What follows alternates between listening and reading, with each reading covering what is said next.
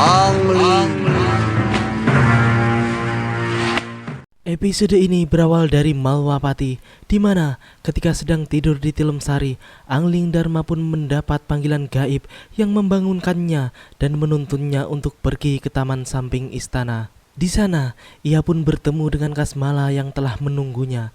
Kasmala pun menyampaikan niatnya bahwa ia akan menyiksa pikiran dan batin Sang Prabu Angling Dharma sehingga Sang Prabu akan menjadi linglung dan tidak bisa menjalankan tugasnya sebagai Raja Malwapati. Aku ingin menyiksa pikiran dan batinmu hingga rakyatmu enggan kau perintah.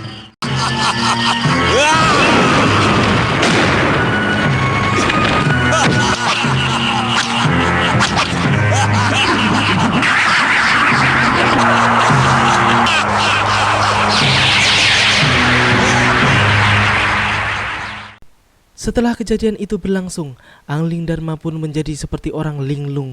Bahkan, ia pun seperti tidak mengenal dirinya sendiri, apalagi orang-orang di sekitarnya. Permaisuri Sekarwangi yang melihat perubahan pada Prabu Angling Dharma pun menjadi bingung dan sangat sedih. Kenapa seorang raja yang agung dan bijaksana bisa menjadi linglung seperti itu?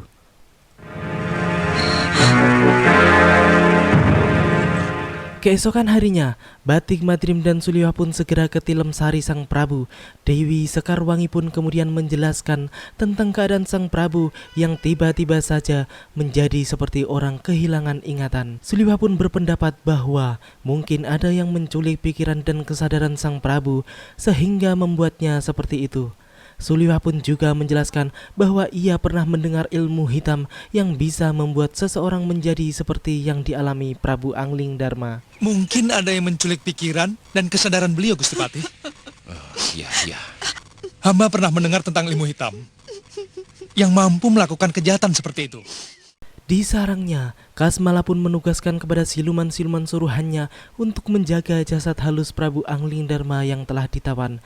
Ia pun juga menjelaskan kepada Durgandini bahwa pikiran Angling Dharma telah ditawan di Gua Kayu Wangi. Pikiran raja itu sudah ditawan dalam Goa Kayu Wangi. Untuk membuktikan omongannya, Kasmala pun kemudian mengajak Durgandini untuk berkunjung ke Gua Kayu Wangi tersebut. Di sana mereka pun bertemu jasad halus Angling Dharma yang tengah terikat rantai besi dan tidak bisa berbuat apa-apa. Dia akan selamanya menjadi linglung.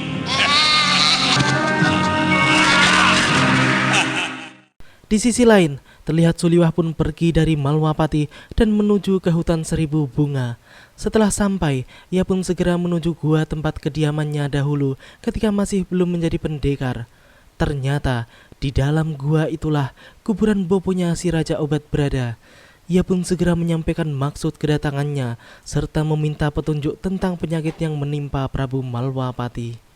Ilmu mencuri pikiran adalah bagian tertinggi dari ilmu sihir yang datang dari tanah Hindustan. Pergilah kamu mencari orang yang bernama Empu Rangro. Mungkin dia akan bisa memberimu jalan untuk menyelamatkan sahabatmu itu.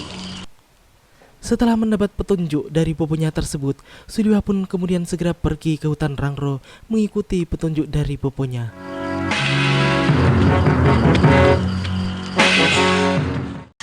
Kanda, aku ingin pikiran Angling Dharma ini, Kasmala. Sementara itu, Suliwa pun akhirnya sampai di kawasan sekitar hutan Rangro. Ia pun kemudian menanyakan keberadaan Empu Rangro kepada seseorang yang tinggal di sebuah gubuk kecil di tengah hutan Rangro tersebut.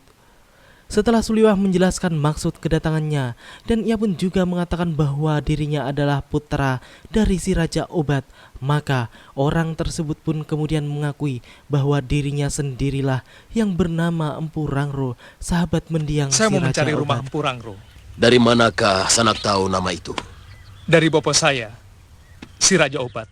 Apa kehebatan bopomu sehingga mampu menggegerkan dunia persilatan?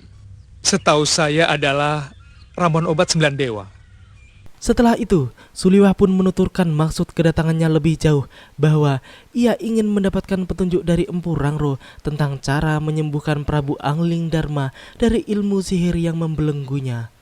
Karena menurut ayahnya si Raja Obat, Empu Rangro pernah mengalami hal yang serupa dengan yang dialami oleh Prabu Angling Darma. Empu Rangro pun kemudian menceritakan tentang perjalanannya ketika jiwa dan pikirannya dibelenggu oleh seorang siluman, sampai akhirnya ia pun terbebas dan mendapatkan hadiah luar biasa dari siluman tersebut, yaitu berupa sebuah batu yang bisa digunakan untuk menembus alam halus manapun.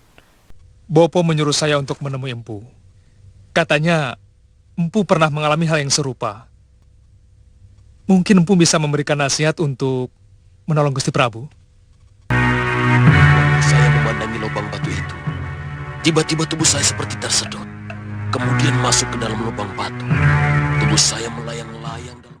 Empu Rangro pun kemudian memberikan batu tersebut kepada Suliwah, dan ia pun juga berniat menghadiahkan batu ajaib tersebut kepada Suliwah karena ia pun pernah berhutang nyawa pada si Raja Obat, ayah Suliwah.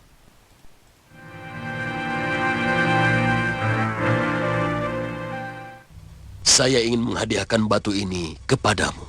Dia pernah menyelamatkan nyawa saya waktu terkena pukulan tenaga dalam dari Purut Sura. Jangan sekali-kali kamu pandangi liangnya. Suliwah pun kemudian cepat-cepat pulang kembali ke Malwapati. Ia pun segera menemui Patih Batik Madrim dan mengatakan bahwa ia telah mendapatkan jalan untuk menuju alam halus dan akan mencari roh Prabu Angling Darma di sana. Batik Madrim pun kelihatan ragu karena baru semalam seorang dukun mencoba masuk ke alam halus sang Prabu. Namun dukun tersebut pun kembali dalam keadaan mati tercekik. Tadi malam ada seorang dukun gendam sukma berusaha mencari sukma Gusti Prabu. Tapi Dia meninggal? ya, Bagaimanapun, saya akan tetap melakukannya.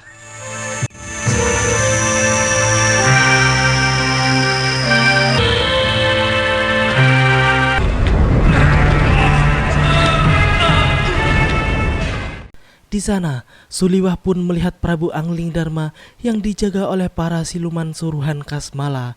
Mereka pun kemudian akhirnya bertempur. Namun, lama-kelamaan, Suliwah pun merasakan bahwa pukulannya pada makhluk tersebut pun tidak berarti sama sekali.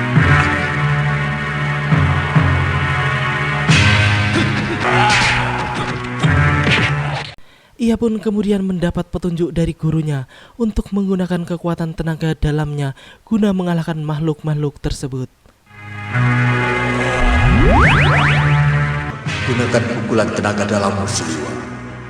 Karena tenaga dalam tidak memerlukan kekuatan tubuh wadah milikmu. Terima kasih, Guru. Benar saja, dengan kekuatan tenaga dalamnya, Suliwah pun dengan mudah mengalahkan makhluk-makhluk jahat tersebut. Suliwah pun kemudian memberitahu kepada Prabu Angling Darma untuk segera melepaskan diri dari belenggunya dengan menggunakan kesaktian tenaga dalamnya. Gunakan kekuatan dalam. Kekuatan yang dimiliki Sukma. Maka Gusti akan mampu menghadapi makhluk-makhluk dari alam halus itu. itu yang dikatakan orang tua yang baru mendatangimu. Gusti melihat? Iya. Beliau adalah Eyang Guru Suryapati. Di kediamannya, Kasmala dan Durgandini pun menjadi sangat kaget karena mendapat laporan dari makhluk suruhannya bahwa ada seseorang yang menyusup dan mengalahkan mereka di Gua Kayu Wangi. Kasmala pun segera mengajak Durgandini untuk menyusul mereka ke Gua Kayu Wangi. Kurang ajar. Mereka berhasil membunuh beberapa orang kawan-kawan kami, Tuan. Gusti Pati bisa lepas dari semua belenggu ini.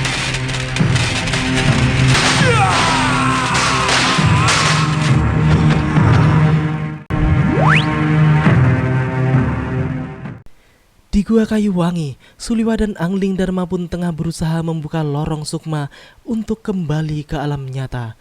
Durgandini dan Kasmala yang baru saja datang ke tempat tersebut pun langsung kabur ketika mendapat serangan dahsyat dari Suliwa dan Angling Darma.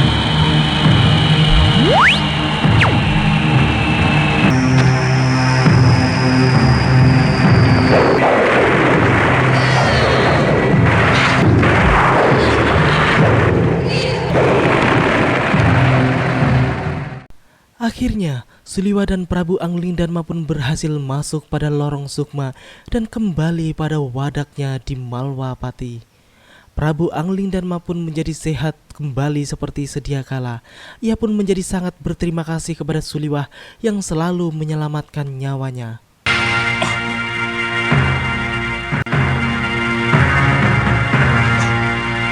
Yang sangat menakutkan.